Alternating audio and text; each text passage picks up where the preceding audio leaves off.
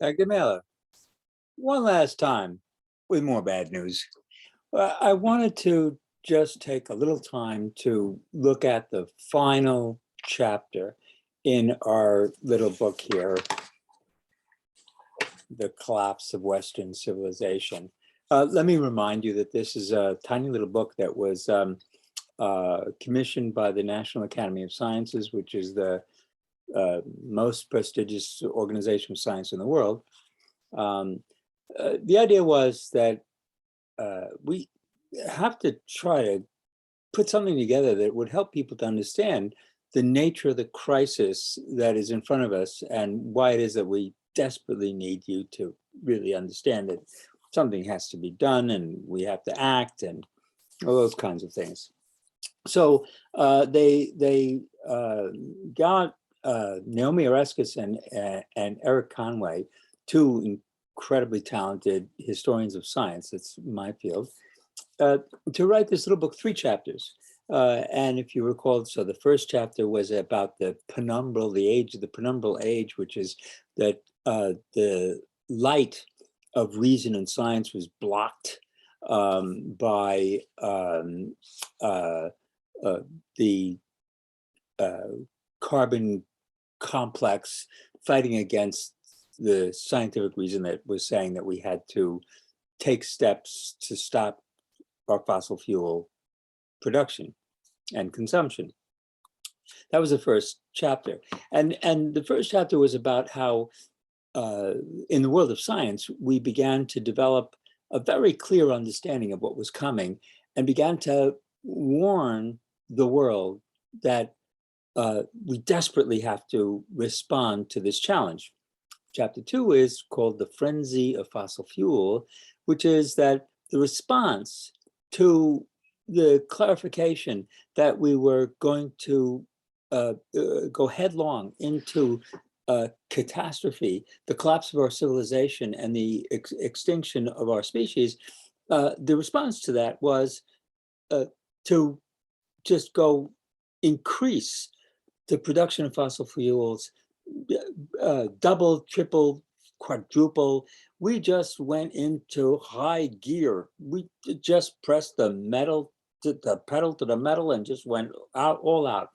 And in fact, in the last decade or two, we have put more carbon into the atmosphere than we did since 1750. I mean, we're just really now pouring it in. And if you know anything, my remarks about the last international conference on this, we basically have not stopped the subsidies to the fossil fuel. And if you want to take a look at this, Canada has devoted itself to tar sands oil, which is the dirtiest oil on the planet, but they have a lot of tar sands, and they have now technology to transform that into a profitable fossil fuel. So they're going ahead with that. And they have to have a pipeline that'll go right through the center of America and through, Native American lands, and that has been a controversy going on for years. And the United States, in the same time, has devoted itself to a new technology called fracking, which is really undermining, destroying our water systems. And again, it's an incredibly messy and dirty. And at a time when we should not be doing any of this, we should be pulling back from fossil fuel production. So this chapter 2 is the frenzy. So we didn't pay any attention to the problems. So then problems began to be manifest, like you have tornadoes that are tearing through a place and you have 40 of them and people are getting killed. And, well, hey, that's a little strange. A lot of tornadoes there. And then you have fires raging through the West, and you have drought, and you have fresh water problems, and all kinds of problems having around the world, including the collapse of democratic regimes, the rise of violence, and the militarization of war. The Russians are now threatening to invade Ukraine, which is an ally of the United States, um, uh, and um, and we're having a, emerging problems everywhere. So that's chapter 2, the frenzy of fossil fuel. Now, what I want to take you to now is to take a look at chapter 3, the final chapter, which is these historians. Remember, this thing is now gotten into science fiction. So imagine that it's 1,000 years in the future, and these historians 1,000 years in the future are looking back at the ruins of our civilization. You know, there's nobody left in Africa. That continent is devoid of humans because it's been destroyed by climate change. Australia is completely devoid of humans. So, I mean, the world is a horrible, something horrible has happened, and the world is much diminished in its ability to support life. Understand that there are 1 million species which we believe are in imminent danger of extinction. We are in the middle of a mass extinction event, which means that species and ecosystems are going out of existence. Once they go out of existence, they can't come back. We are the top predator on our planet. And if everything below us goes out of existence, we're not going to have anything to eat.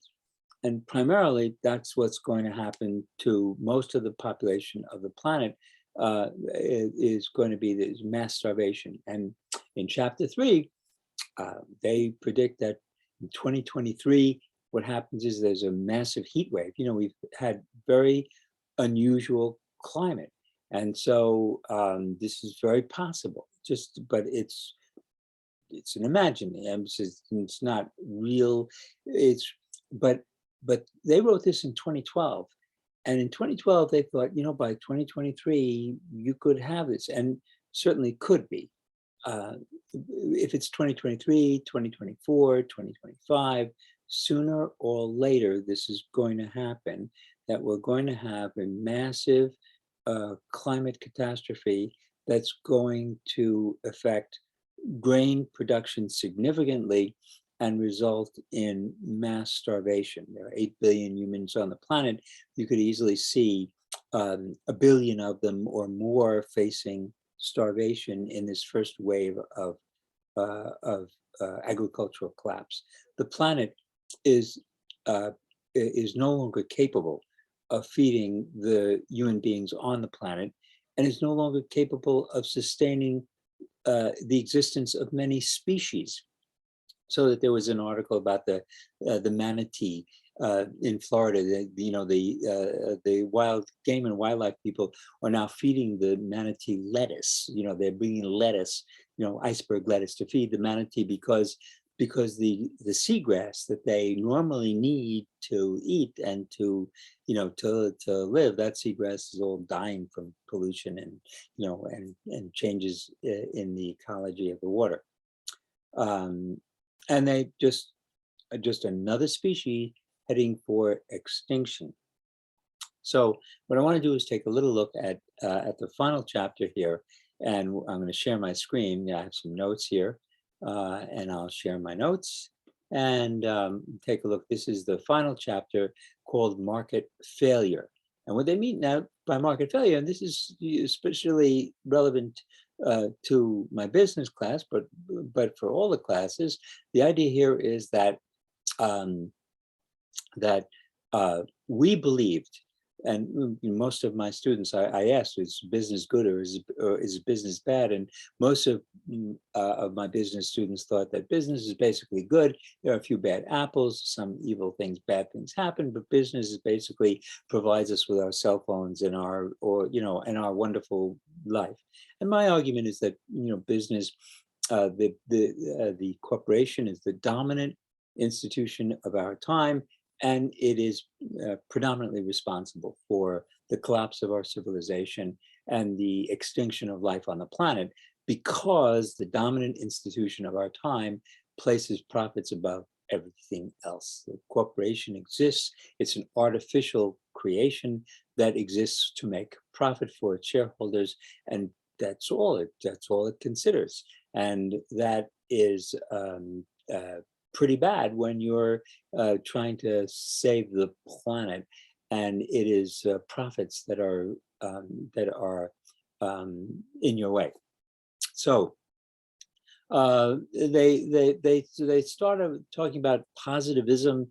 This is the ideology that came out of the Enlightenment, and the idea is that with science, through experience, this is scientific method, through experience, observation, and experiment, you can gain reliable knowledge about the natural world, and that knowledge will empower you, give you power to do things. And that's, in fact, that has been the dominant theme of the Enlightenment and modern society. You know, you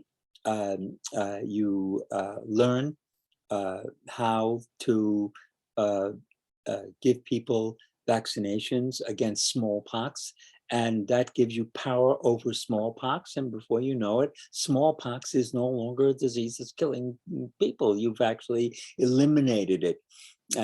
But now the problem is you have the knowledge, but it doesn't translate into power, because what happens is, even though it's obvious that you need to have a vaccination, people don't want to have it.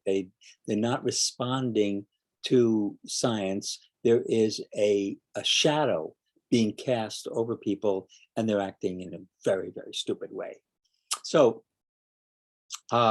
so the scientists, predicted what was happening. They knew exactly and what needed to be done, and we had the technology to do it. So these historians, 1,000 years in the future, are looking back and saying, "Well, how come they screwed up? Well, why didn't they save themselves when they could have done it, but they didn't? I mean, they had the power, but they didn't use it."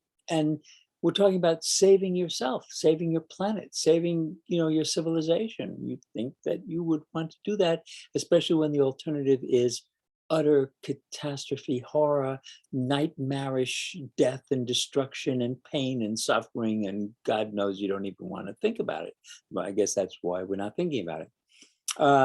So they said a key to understanding this was that power didn't reside in the hands of the smart people, of the scientists, of the, in fact, it was in the hands of the business people. That was the reason why this whole thing got screwed up. It was the carbon combustion complex, that is, all the fossil fuel industries and auto industries and everything that was surrounded that really began to fight back against reason and science. So the science was saying you have to stop, and the profit motive was saying, no, you can't stop. We're making so much money out of this. Science was saying that the cigarettes cause death, and the tobacco companies were saying, no, you can't stop smoking. It's good for you, because it gives us profit. We make profit. We have to try to combat the science which says that smoking is really bad for you. So they point out that our reverence for the modern corporation is kind of like a religious reverence, where there's a what they call market fundamentalism. There's a religious belief that free markets, that you need to have capitalism and free markets, and government needs to leave business alone. Otherwise, you're on the road to death and destruction. And and the only way to ensure freedom is to ensure that our businesses are free to do whatever they want. And somehow there'll be an invisible hand which will regulate things, because if you want to make the best profit, you have to make the best products, and you have to serve people whatever. This is this kind of religious market fundamentalism. So free markets preserve liberty. That's the fundamental belief. It's a religious belief, and we know it's a religious belief because free markets did not preserve liberty in the Great Depression. What preserved liberty in the Great Depression, when Hitler and World War II began, was governments overriding the free markets and organizing people to fight a war against fascism, but also to fight a war against the Depression, to control the economy And afterwards, it became obvious that you couldn't have just a pure capitalism. But this new philosophy, neoliberalism, is what it's called, and I just want to explain a little bit about this. Liberalism is a philosophy that, if you go back to George Washington and Thomas Jefferson and Adam Smith, that last name you might not recognize. He was the economist who wrote this book, The Wealth of Nations, in 1776, at the same time that we had our revolution. That was the period. And the idea of liberalism at that time was that the kings were controlling the economy, and you had a system called mercantilism, and the liberals were saying that what you needed was to have more freedom for markets and for the economy, and you had to fight against the power of absolute monarchy. So liberalism was opposed to the monarchs, to unfree, to totalitarian monarchical systems. Today, the neoliberals are saying the same sorts of things about liberal democracies. They're just saying that in order to be free, you have to have a free market that is not under the thumb of government regulation. And you see, government regulation, doing away with government regulation, was one of the major themes of the Republicans of the Trump administration. The idea is that business should be free, and government is the problem. And in fact, there are a lot of people who argue that it is business that's the problem, and what we need is government regulation. What you need is a government, like a mandate, to tell people that they have to get a vaccine, because without it, we're all going to die. So it's a matter of, do you want to support this idea of free markets and everybody's free to do whatever they want, or do you want to survive as a species and as a civilization? We've already made that choice. So I think that, let me see, the Cold War.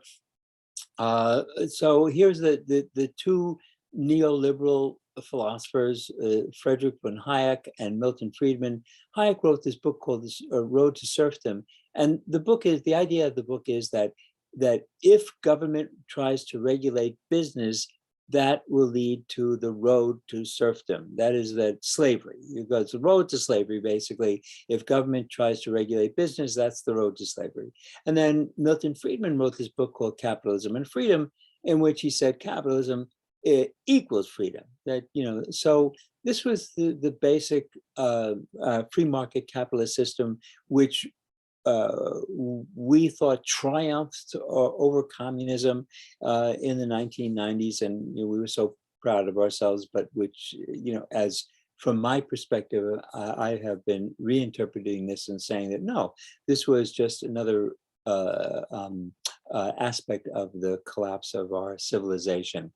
In the 1970s and 80s, the Western economies began to stall. And it is at that point that you get Margaret Thatcher and Ronald Reagan, and this conservative reaction, and that government is the problem. The Cold War ends. There's a wave of deregulation, and basically here we are. The ultimate paradox being that this philosophy, which was supposed to keep us free, ended up in destroying any kind of freedom. The only way to survive is going to be centralized government, loss of personal choice.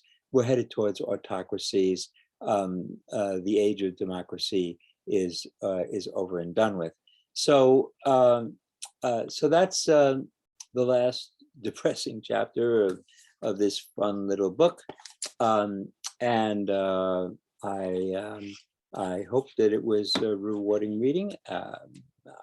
I hope you have a great break, and that you are successful in whatever your plans are. I wish you the best. Have happy holidays and best for the new year.